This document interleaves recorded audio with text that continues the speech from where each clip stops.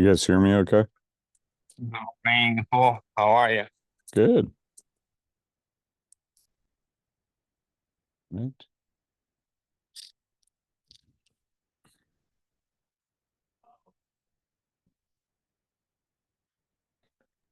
Are you traveling? It's our 33rd anniversary today, so we're just down in Tiburon for a couple nights and getting dinner tonight. So Congratulations, that's yeah, amazing.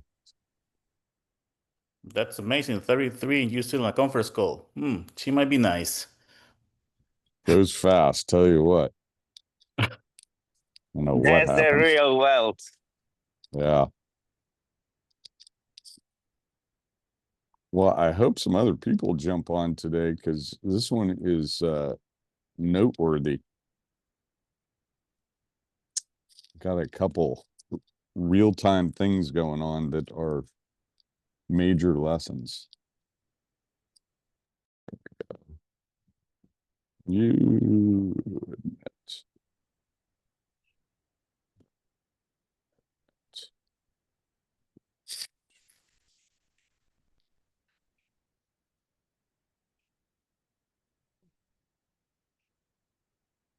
Oh, still got something else, Robert. There we go. Morning, everybody. Morning.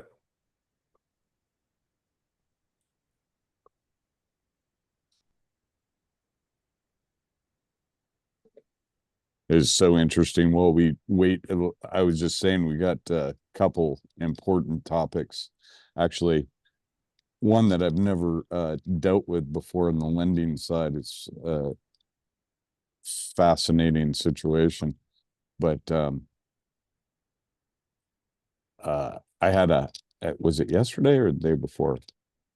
Day before, I had a hour and 40-minute call because I had a transfer for a mentee that up north, and it was phenomenal. It wasn't until the last 10 or 15 minutes that I realized that the young lady actually doesn't listen to anything, like was asking questions about the same stuff that we went over for an hour. Um, and for the first time, I said, you know what? I don't think this is a good fit.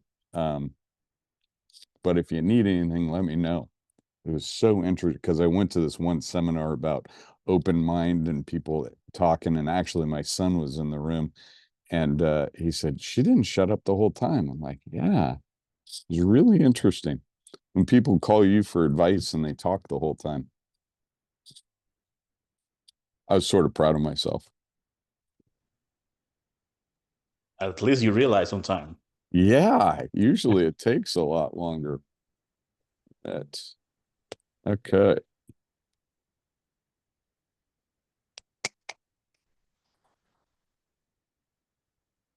Hey, let's see, make co-host Steven. What's I up? made you co-host so you can let people in if you wouldn't mind, Gotcha. because I'm on my telephone.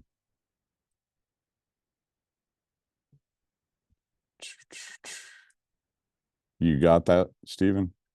I got it. I got it. Oh, perfect. Perfect. What time is it?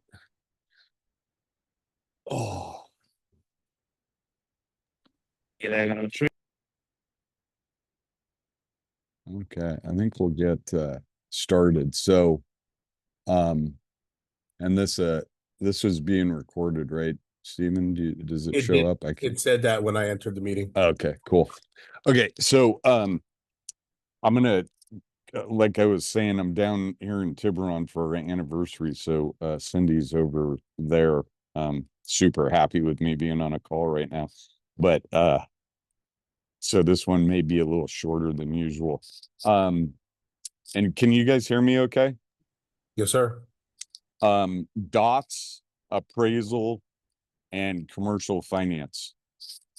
So number one, if you have not heard me talk about dots, and collecting dots and soliciting dots out of people, mirroring and labeling, We've got a couple videos on school. They're, I don't know, like 2 minutes long or something. I'm not going to repeat it now, but collecting dots. I just had dots going back 14 years that paid off or may pay off incredibly well, just because I have the absolute context of relationships, where it came from, where people worked, where they were in life when their kid was born and how old they'd be now. And it just, not that I'm being obsequious, but I legitimately ask those questions and have that information. So now when I need to call in a favor or somebody connects with me, I know the context instead of, boy, that sounds familiar. And then I just have the normal chronology of phone numbers and email addresses, or maybe where they worked or something. So the situation that we are dealing with right now, we're selling a shopping center for 8.2 million. And it is an exchange buyer that is coming in with basically 3 million down, $5 million loan. We did not help on the QI side or advise at all. We have the listing, and this broker, again, dots going back, I think 4 different brokerages, and I know exactly what we had talked about in transactions that we did before, able to leverage that conversation with him. And so the bank gets the appraisal done. And again, the appraiser is hired by the bank, right? The borrower, unless it is a hard money loan, as we've seen with like Adelanto and others, the bank engages the appraiser. So generally, I don't have any choice in who that is. Sometimes I'll know what the bids are from a price standpoint and the timeline, but nobody tells me who the appraiser is for obvious reasons. So the appraisal came in, and immediately there's phone calls coming in because there's a problem with the appraisal, and they're giving me the name of who did the appraisal. And this fella is apparently pretty obstinate, big ego, won't listen to anybody. Everybody's arguing with him because of the way that he addressed this property. And what he did, without getting into the weeds, we've got a US Post Office out front, zoned LC, that has literally been there for 45 years, I think. Their current extension goes to 2031. I almost said 3031. Wow, 2031. So you got another 6 years on the lease. And the appraiser took the crap office lease rates on the second floor in like closets. I mean, most of us would not occupy this garbage, although my office 30 years ago was in the building next door, but that's another story. But it's just not very nice stuff. And it's $150 full service. And this lovely guy applied the $150 full service to the US Post Office lease if it went vacant, when the US Post Office, which is say like 4,000 square feet, is 250 triple net. So let's say you take 50 cents for triple net, you're $3 a foot versus the $1.50, and then you have utilities on top of that. Anyway, point being that he applied that, and everybody's arguing with him, the lender's arguing with him. And I had never heard of this guy. And this is a big takeaway for my entire career, I have always built relationships and helped appraisers. And they will continually thank us like, hey, you're the only one that responded. I appreciated it, because most of these guys and gals at the big houses look at them as nuisances, and they don't return their phone calls, and they just treat them poorly. So we have always engaged them and helped them when we're not involved in the transaction, because as I explained, this stuff don't happen without the right appraisal. So this guy's name comes up. I don't know who this is, which is sort of odd.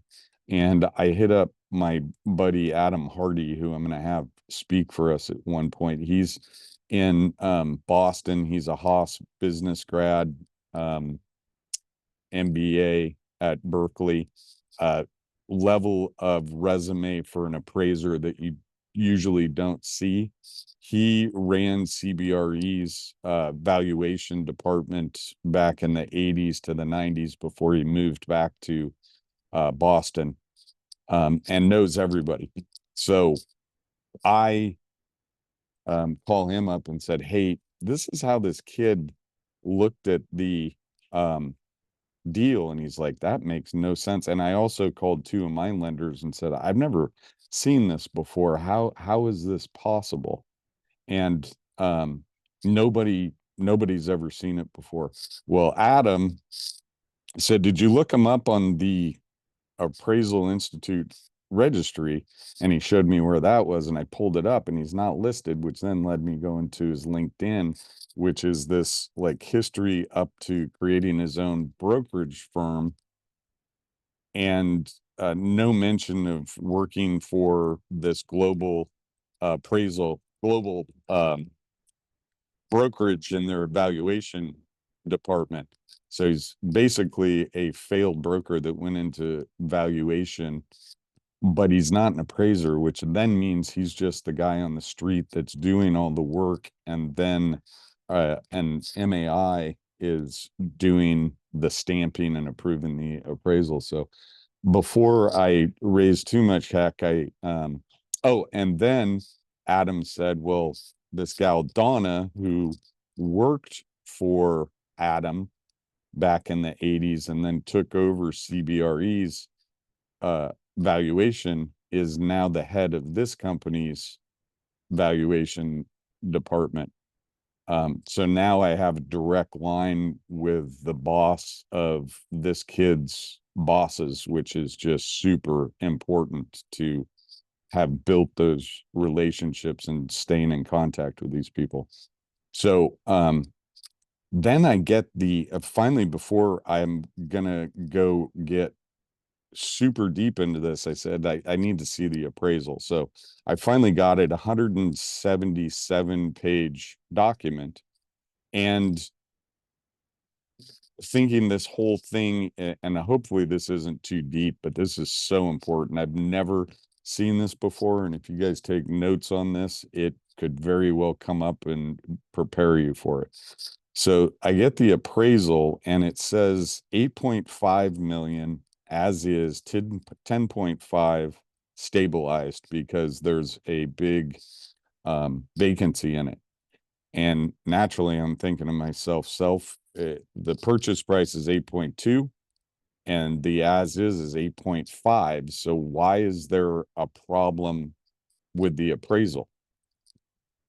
So then I went to the lender, who I also have dots. So this is the buyer's lender, and who's with Travis Credit Union, but I've got dots on him going back to, I think, 2010 or something like that, of all these different banks. And again, the dots paying off when I call them up and say, hey, how you doing?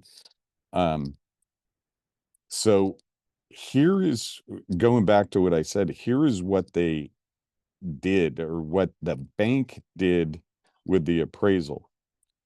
On page 57 of the appraisal, down at the bottom, again, he applied a $1.50 gross figure to, if the post office ever left, again, it's been there 45 years and the lease goes out to 2031 and virtually no chance they're ever leaving. And if you know anything about post offices, there's people that specialize in brokering those and investing in post offices for whatever reason. So generally it's a sought after commodity. So on the bottom of page 57, it says that basically if the post office ever leaves, it's going to be $1.50 gross lease rate, which, applying again the second story crap office to a freestanding post office building in the shopping center. And because of that application, this lender then runs a secondary DSCR that results in it not meeting the required 1.3. So it's like they're taking a worst case scenario that sometime during the term of this loan, the post office leaves, that the backfill rate will be $1.50 gross, which our shopping center across the street, we're at $4 triple net, to give you an idea. And that drove down the DSCR on whatever this back end calculation for the secondary calculation that they use, which I have literally never seen.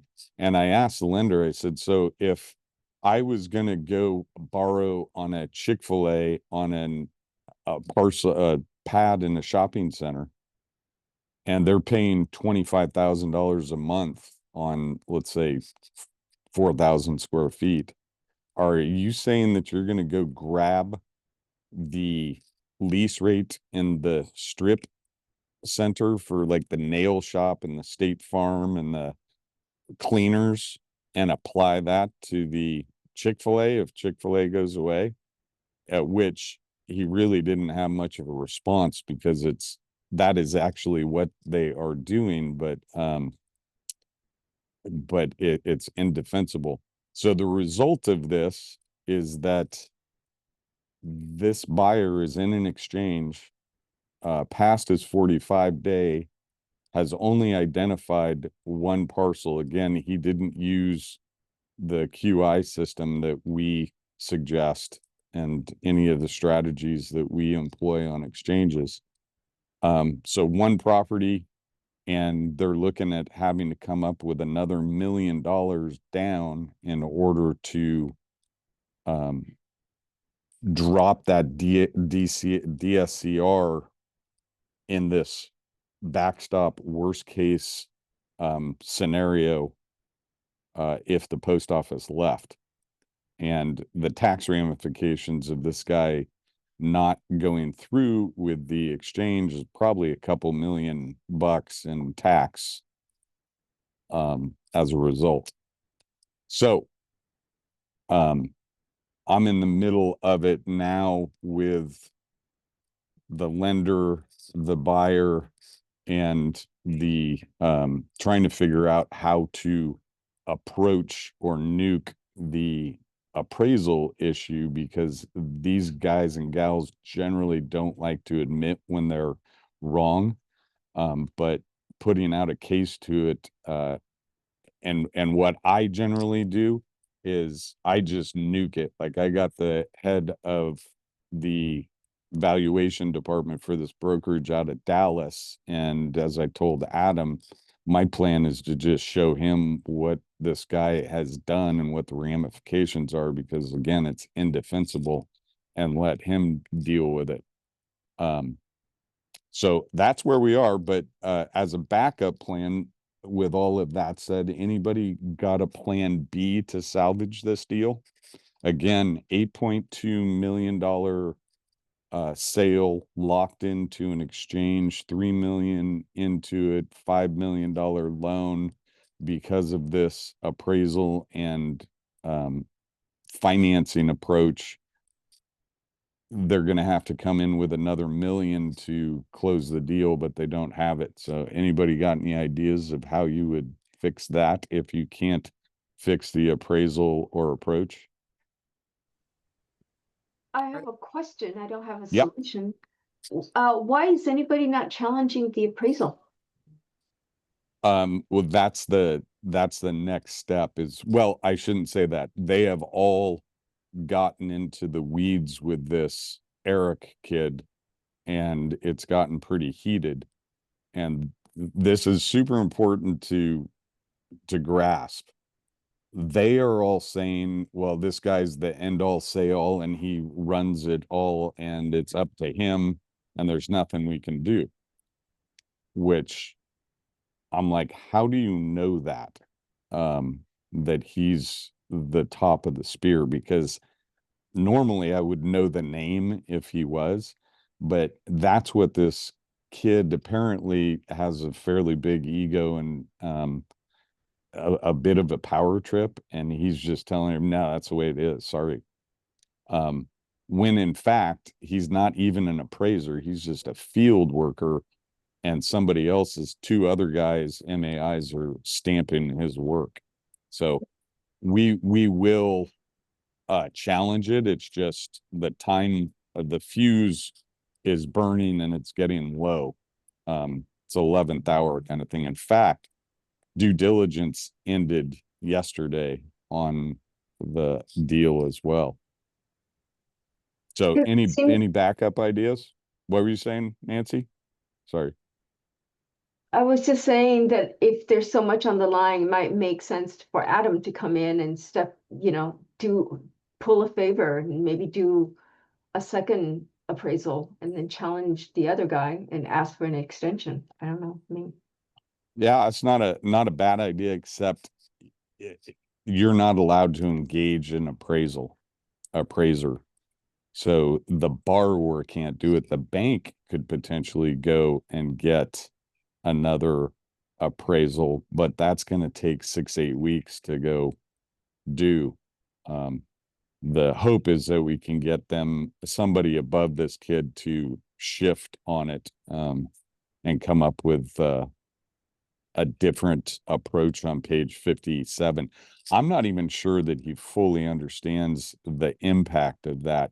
But again, it's twofold. The appraisal or appraiser screwed up, in my opinion, applying that comp to that building, which they're not like kind. But the bank, and this again is for your notebooks, and it's going to be in my notebook and questions moving forward, is that when you, the bank, underwrite this loan, are you going to solely look at the existing NOI and apply it to the DSCR requirement? Or are you going to have a backstop where you take worst case scenario on a backfill and what that rate would be projected to be and apply that, which again, I've never seen before. Talked to multiple of my lenders and they're like, I've never seen, nobody does that. It's really, but now I would be a fool not to ask that question every time that I on my own stuff or anybody else's that we engage for lending. So was that too complex or did that make sense? Is It makes there sense. any way you can bail on that lender and use a different one? I'm not exactly sure where they are in the exchange cycle, but there is a timing problem. So Really? again, you shift to another bank and it's going to take, a week or two to get all of the crap into them. And then they're going to have to go secure an appraisal, which is going to take 6 to 8 weeks, to get through that process. Unless somebody can take the existing appraisal and have it third party review and fix it. So based on what you were saying earlier, it sounds like even if they take the current appraisal as it is, nobody would treat it the same way. Um, so again, the appraisal comes in at 300,000 more than the purchase price, as is. It is just this weird, we always talk about DSCR, that you have to meet, that 1.3, which it exceeds the 1.3. It's probably like a 135 to 1.4 or more DCR. But because this bank is taking that opinion from that appraiser that if the post office goes away, it's going to be the same rate as a shitty office space on the second floor in a closet, that's what drives the theoretical or worst case scenario.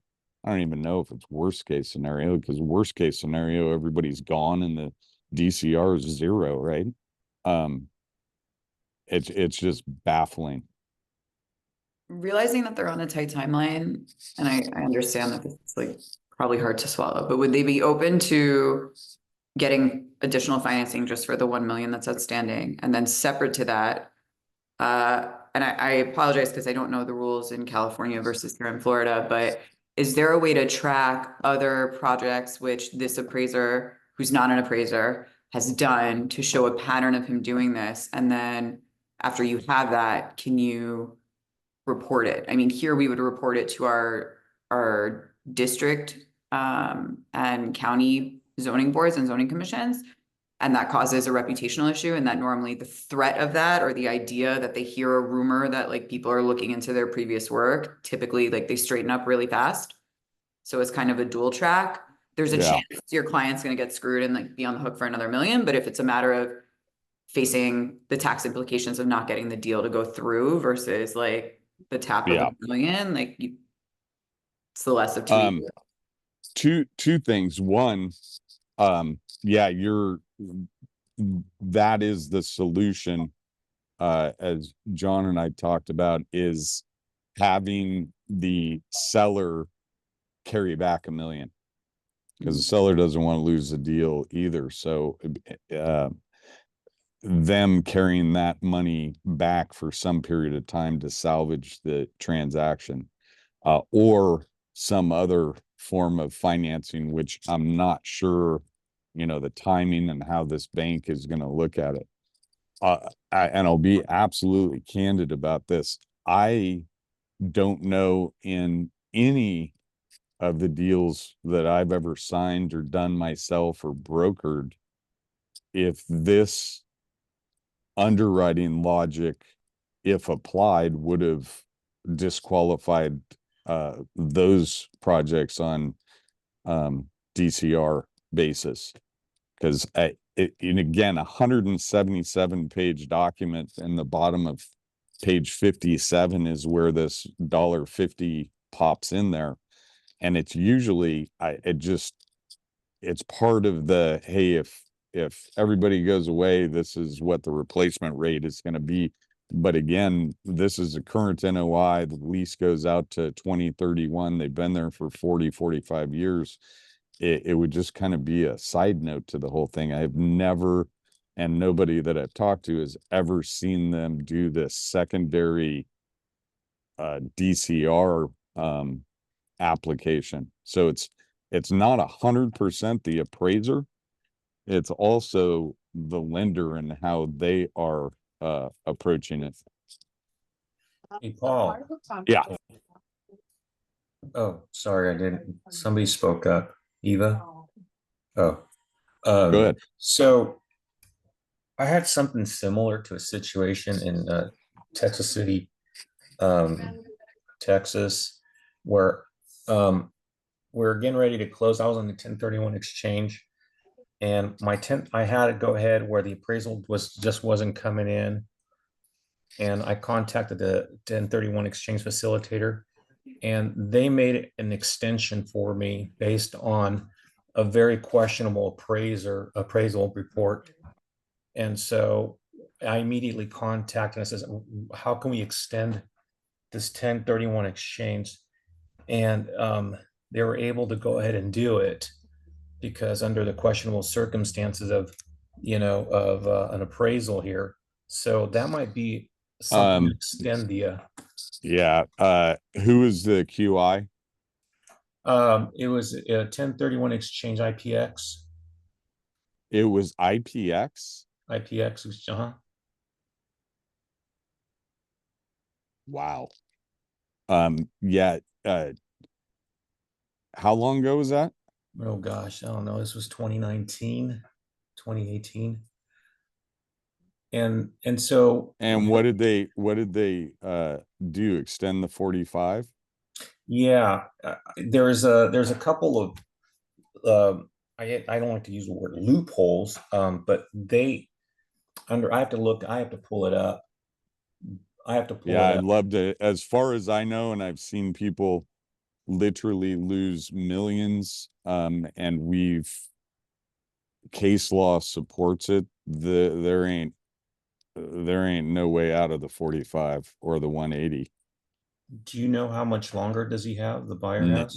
No, we weren't handling it. I just know that he's panicking. And for those in the loop, we do some, and the reason that I asked who the exchange company was, there are some interesting things that can be done, but IPX is yeah, I would really, if you have any data on what they did or any case law that supported extending that 45, we've had people die and the exchange failed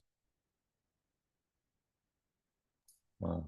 because the signature didn't exist and they couldn't get things figured out in time before the close. So even extreme situations like that, the IRS is like they just don't care. And the other thing was, obviously, if this is the buyer's lender here that's looking into this, about like Nancy was saying, I think it was Nancy mentioned something about extending if the seller wants to get, is still on board of selling this property, to get to see this close, extending the closing. I mean, I'm just throwing Well, the thoughts. extension of the closing isn't a problem. It's the extra $1 million that has to go in and the lack of flexibility and time to come up with a plan B.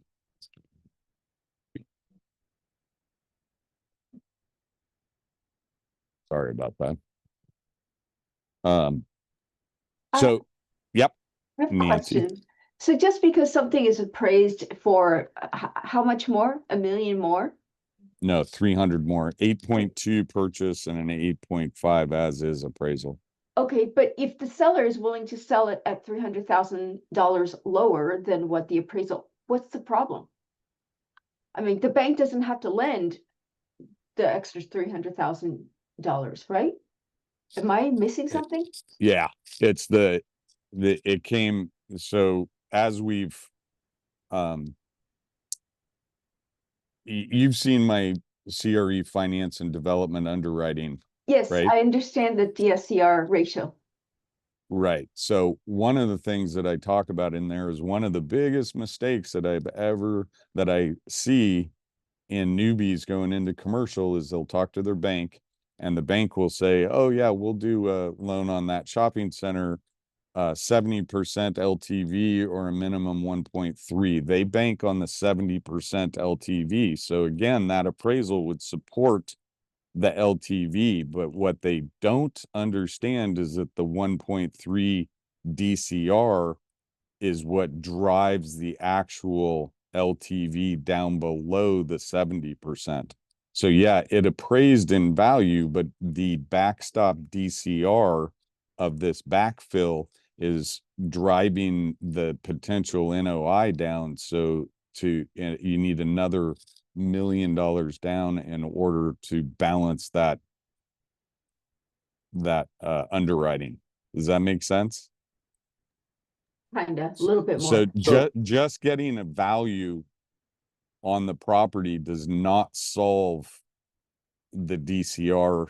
In fact, I'll give you this. If somebody appraised that, and let's say, it's a beautiful piece of property and it's half full, But it's generating zero NOI. It's a value add situation, but it appraises at $8 million with a minimum 1.3 DCR. That loan amount is going to be nothing there because not because the value of the property isn't acknowledged through that appraisal, but the performance of the property isn't generating an NOI to support any kind of DCR. Does that make sense? And is this because of the $1.50 post office number? Yeah. That's driving that NOI down, the potential for $1.50 per square foot. Okay, it makes sense now. So, For me- and I'll give you a gross example, and I went over it maybe too quickly. This is literally what they're doing is that you go and buy a Chick-fil-A for $8 million, and that thing is generating $25,000 a month in net operating income, let's say, right? 30,000 a month in net operating income. If it's in the out parcel of a shopping center, the bank is saying, oh, that nail shop is rented for $2 a square foot. This building that Chick-fil-A's in is 4,000 square feet. So instead of 30,000 a month, this would actually only generate 8,000 a month based on what the nail shop is paying, which is totally immaterial to the value of the Chick-fil-A property. Does that make sense? And they're ignoring the 30,000 a month that it's getting, that Chick-fil-A is paying, and saying if Chick-fil-A goes away, this is probably what the amount of income is going to be on it. And now we're going to calculate our DCR based on that hypothetical backfill. So so quick question. Is that $1.50 if the post office leaves, is that in the post office lease? No, that this guy pulled it out of his ass based on shitty office space in the center That's right. on the second floor that's like a closet. I mean, didn't even take like the other retail space. It's it utterly bizarre. But again, I've never seen even that logic could be in hundreds of appraisals that I've dealt with before, but no bank has ever calculated, to my knowledge, the DCR on that backside, of that worst case scenario situation. Because I don't think anybody would lend on anything in that case. I mean, you'd be sub 50% on everything. So when you talk, so my first thought was the seller carry, but will the original lender lend if they know there's going to be a seller carry note? Very good question, and don't know the answer to that either. I know the lender I talked to, this my buddy, he said no. He said they wouldn't. But that's at US Bank, so I don't know if it's different from a different kind of bank, because I dealt with that with the dog kennel thing. Yeah. So- The problem is that if you think about it, no matter who has the debt, it still impacts the Yep. DCR and the performance, right? Yep.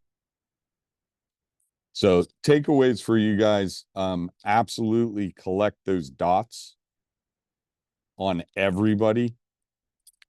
Don't talk about yourself. Get them to spill as many beans on themselves as you can and collect those dots.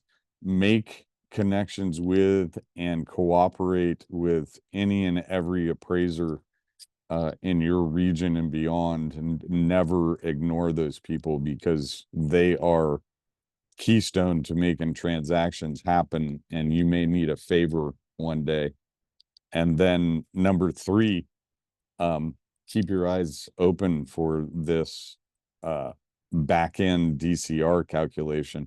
I don't know if this is just a one-off with this bank, or it could be a trend that's coming, but that could significantly surprise people.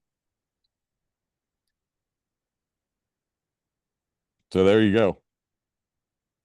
That is our case study for today. So any questions on that one? No, but I have a comment. It's very interesting. You don't deal with those kind of things until they arise. So it's very helpful that you bring these things up. So we file it away in our data bank. So thanks for sharing that.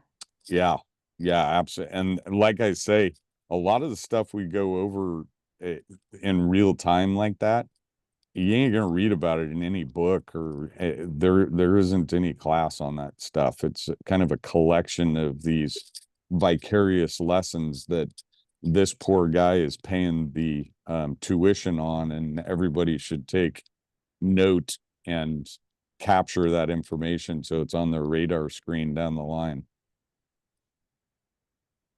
I mean, a simple question in the interview of the lender, hey, you just apply the current NOI on your DCR calculation, right? Are there any other, calculations that you use on that front would have at least exposed this potential? But I would have never thought of it ever. So going forward, well, two scenarios. One is if you were to wind back the clock, how could this have been handled differently? Or going forward with the next case, how would you approach things differently? Selection of the lender and a known two things. One, use our exchange company. Two, use our lender or one of our lenders that we suggest, because I've borrowed money from them. I know the process. And as I interviewed them on this, I know what their underwriting is. I know the people, I know where they live. If they pull crap like this, I actually can go knock on their door as opposed to some big bank, Wells Fargo or something like that. But yeah, control of that QI and control of the lender. But as I understand it, and I think John was on here, this guy, the buyer, has a history with this lender. So to him, it was a known quantity. I don't know about the individual loan officer that is handling this and what his experience is, but it's not even the loan officer. It is the lending institution that has this underwriting policy in place. Oh, by the way, it says presidentially declared disaster areas can qualify for 1031 extensions. Yeah. I don't You think know that what? applies. They did that during COVID. Yeah. I forgot about that. There were extensions during COVID or like if you have a hurricane or something and it wipes everything out, which honestly I don't get, because if the property burned down, what's the difference in an individual property burning down and a whole area getting wiped out by a hurricane? You would think that, well, maybe people would start burning stuff down if they were getting in trouble, right? Yeah. But the disaster, though, it's the federal government and the president, right? With federal, the IRS. So local fires, it needs to be a federal fire, I'm guessing. Yeah. Huh? Okay. Oh, me too. No. So anybody got anything else? Problems? Issues? Yeah, I got a question. Yep. I'll try to make it brief. I got approached by a guy who is looking to purchase the building he's operating his halal market in. And his culture doesn't allow for institutional lending. So he's got private money. The owner of the building is also a broker and the seller, and he wants his own representation, which I commend him on. Being that the purchaser is the tenant, when I look at value, my side of valuing the business based on the lease, is there anything I need to pay extra attention to since the business owner is the purchaser? You know what? Number one, that's really weird, because usually culturally it is not institutional debt, it's just borrowing money, that they are not allowed to. It doesn't matter who A it's bank from. will give them 0 interest. So Muslim, So, but if he's borrowing money from somebody else, are they doing 0 interest too? Oh, that's what he said. interesting. And he's buying it himself. Correct. And how much is it? I think it's listed for like 1.45. And it's a vacant building? No, he's operating his business out of it currently. Oh, He is the tenant in place, and his lease extends until mid 2029, and it's triple net. oh, okay.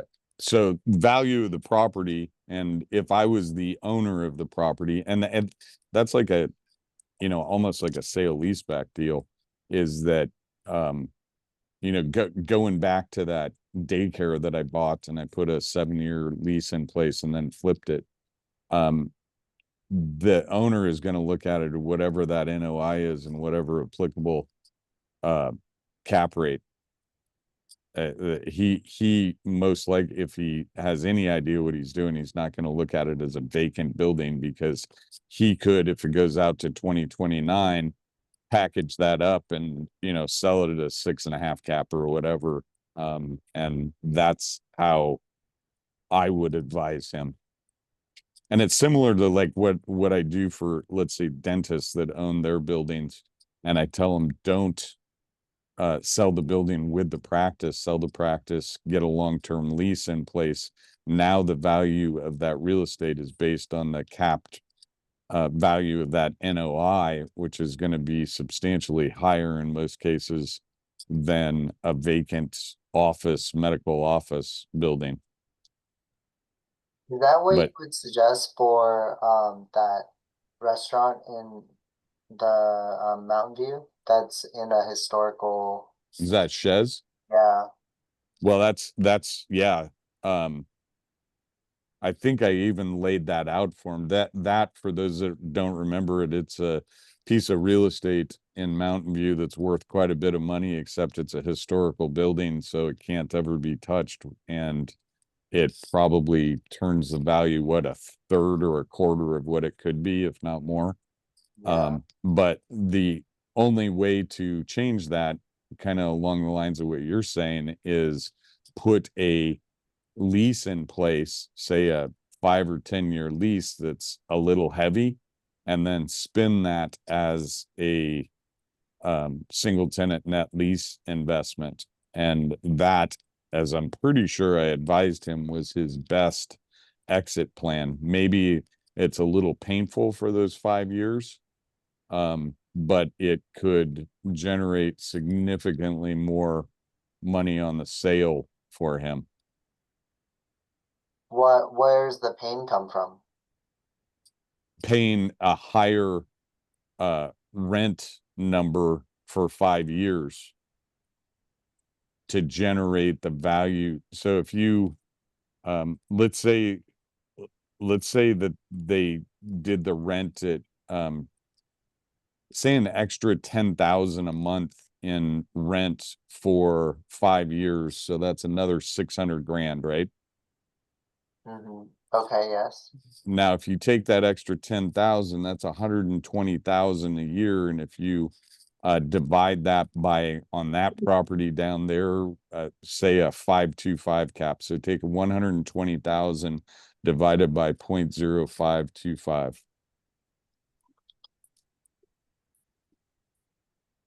That's 2.285 million. So he's getting 2.2 million extra in value for the $600,000 increased rent over 5 years.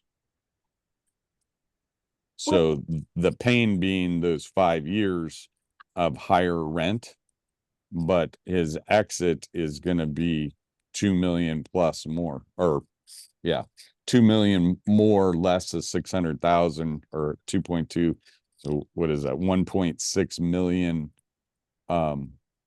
over the 600,000 that he's going to invest in that higher rent over the next 5 years. So are you saying that he could draft a lease with his 100% owned corporation that's operating the restaurant, pay himself this additional rent, and then market that? Absolutely. Of that rent? That is a sale leaseback. So Intel is doing that right now in Folsom with a, I don't know, $1 billion campus or whatever. They're signing a lease for 15 years or whatever, and some big investment institution is buying that based on a, 5% return or whatever. But this goes to the sale leaseback comes up all over the place. That's exactly what I was talking about with the dental practice. Well, in a certain way, is to sell that practice, but sell it as a net investment after the fact. But yeah, you will. And we just had one. Hey, John or Matt or Cam, do you remember when I sent you guys something that hit and I said there's always a why? So when you have a sale leaseback, there is always a why. They are either trying to generate cash for more development. They're trying to generate cash to shore things up, or they're trying to solve some kind of problem or snooker somebody out of like my Zaxby's that I bought in Yukon, Arizona. That was basically a sale leaseback as well, and I got snookered. I closed on Thursday and the guy went dark on Monday.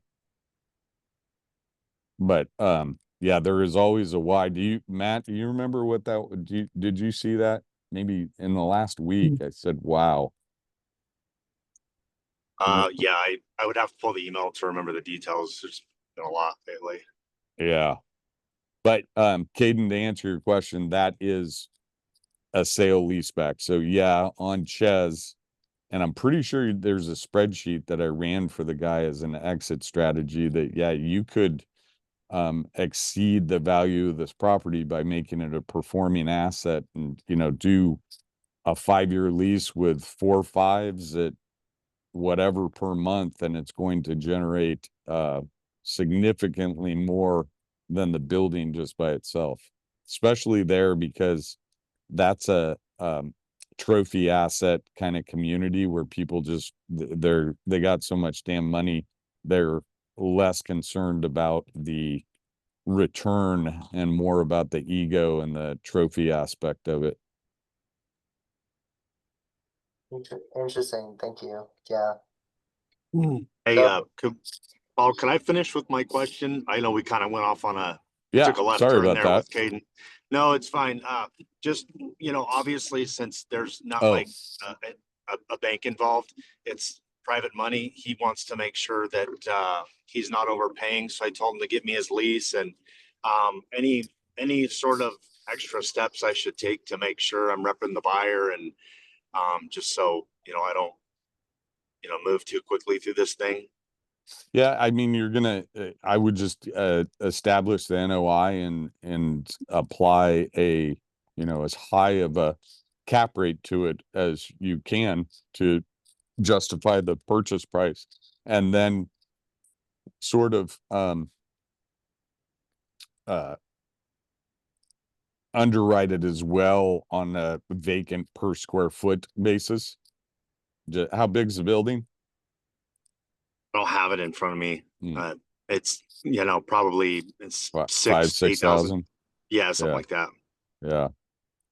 So getting a good vacant comp on a per square foot, which unfortunately, and this too is an important like psychological thing, is that you get people in this situation where they have a lease and say it's 8,000 square feet, and they'll look at another building that's sold and the thing sold for $200 a foot or whatever. And so they're thinking, oh, that's 1.6. Well, at 1.6, their current lease terms may make that a 9.5 cap or 12 cap or something, right? Because that leased investment is worth so much more money with that performance in place, as opposed to some vacant comp that, as we talk about, the capable demand is literally only owner user, SBA, or cash buyers. Yeah. So I would, and the seller or the, wait a second. He's looking to buy it. The From- seller is the He's the listing broker. lessee. The seller's the listing broker and the lessor, Oh, really? and the buyer is the Is the lessee. tenant. Yes. Got it. And what kind of broker is this? I think he's just his own guy. Commercial or residential? Yeah. Yeah. Commercial. Yeah, so he most likely he's just going to be looking at it as a straight cap equivalent that, hey, I could go put this on the market and secure a, whatever 6 cap was, and that's what the seller is going to be looking at to get in his head. Understood. Yep. Good. Yep. Thank you. Yeah. What else we got? I have a follow-up question to what you were talking about earlier about raising. I understand the dynamic of raising the rent and extending the lease to increase the value. But when that excess rent, which the owner of the business, who is also the owner of the building, I mean, it's kind of right hand giving to the left hand. But in the case that falls out of line with market lease rate, how relevant is that? Like, for example, you sign another 5-year lease paying, 150% of market rate. Like, isn't someone going to catch up on, aren't they going to like discover that with the valuation? Some would, I would say, hey, and I'll tell you where it comes into play, especially is if you have amortized TIs into a lease. I'll give you an example. I did actually, this was my project. I built out a hot yoga studio that cost me, I don't know, 300 or 400 grand, 300 grand for the build out. But I amortized the cost of that into the lease, which jacked up the lease rate over the 10 years or whatever.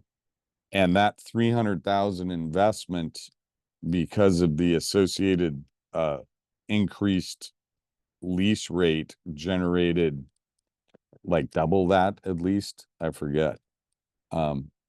But and we will see those routinely, where you'll see like a 10-year lease, and the option language will be, at market rate determined by A, B, and C.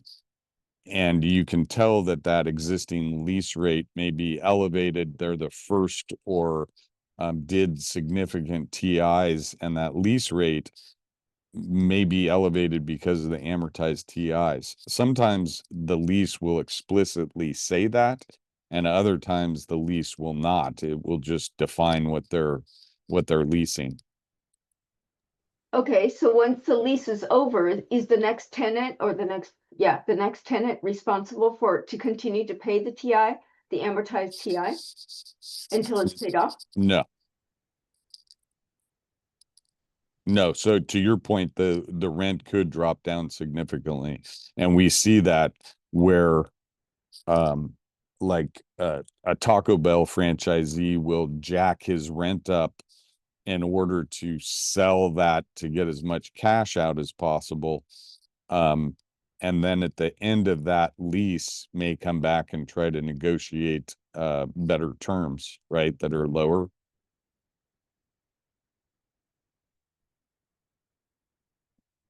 So if you see sale leaseback with an option period with language that is not defined, like not a normal 3% annual bump or not a fixed figure, but instead it is based on market rent or 90% of market rent at that time, that could be an indication of somebody playing some games. Before we can get, I don't want to do it. Let's take the car. See. It's like. No. What else we got?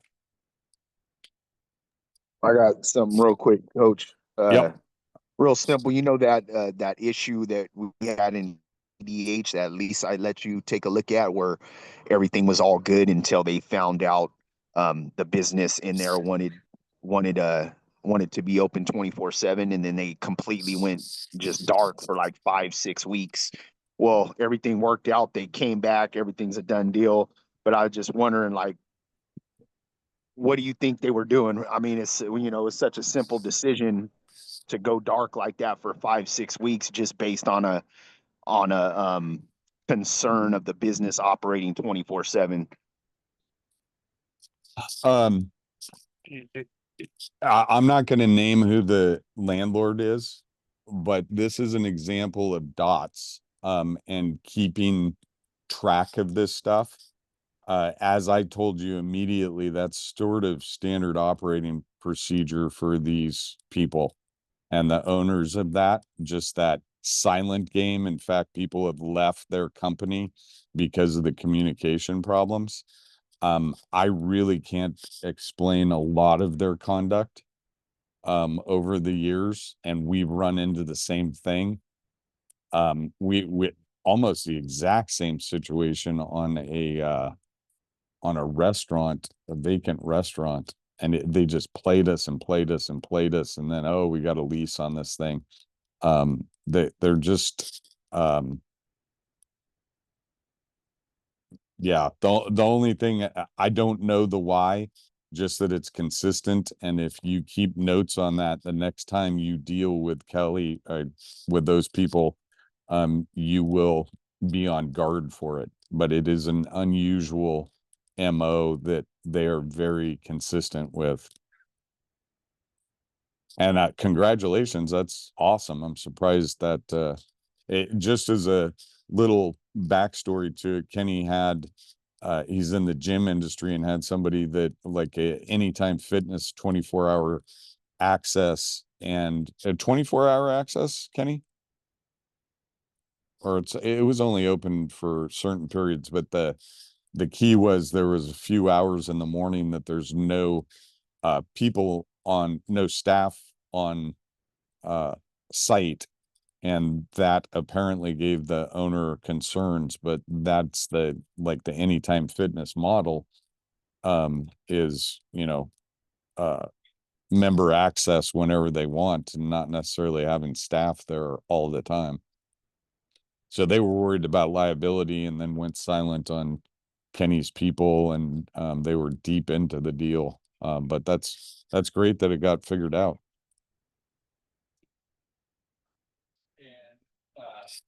Did Kenny disappear? Kenny's muted. Oh, you're muted. Okay. Anybody else got anything? Happy anniversary. Thank you. Yeah. Appreciate it. Beautiful Happy down here. anniversary. And if anybody's going to EXPCon and I don't know about it, hit me up so we can definitely connect. So with that said, I'm gonna go find my wife and get myself out of trouble. Good Yes, seeing sir. you all, and have a great weekend. You too. Thank you. You See too. ya. Bye Love bye. you, Coach.